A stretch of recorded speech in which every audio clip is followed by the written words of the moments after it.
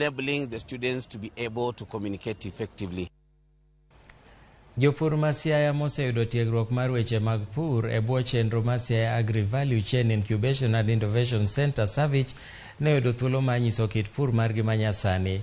Jopurgo mawuok e gwenge bura ma Siaya noromo gi jopur mawuok Nakuru mane ginyisogo kit lony manyasani mitiyogo e pur.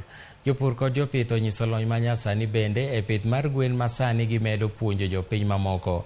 Jata chenro ma Savich opuoyo okenge ma jopur osegoyo e timo pur kod kelo ohala. SSB as a program osebedo ka konyowa sana e marketing, manyo chiro ma gik mwatimogi. Chiro mar ochonga osekonyowa kendo sani ochonga wa supply kuonde maoko.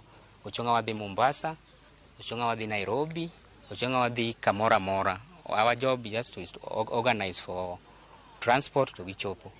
Wadoro ni wakon jopur wetewa, especially ma pidho rech kod mauso gwen mondo o reduce losses magiyudo. Koro wakelo freezers go mondo ok ginyiewgi.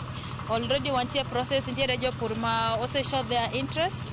Ginyiewgi mondo giti kod giyud kaka ginyakano rech e yo makare mondo gi maximize their profit and reduce the losses.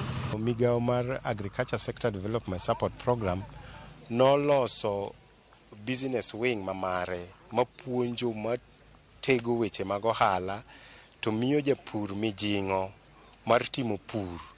To gini ok bi kamano. Watemo time iyo makare emomiyo watemo mondo watim gimiluongo ni mentorship. Watemo ng'iyo nto ere kaka dwa mi nyithiwa kata minewa kata joma dongo kata rowerni moko wamigi mijingo mondo wadhi kodgi achiel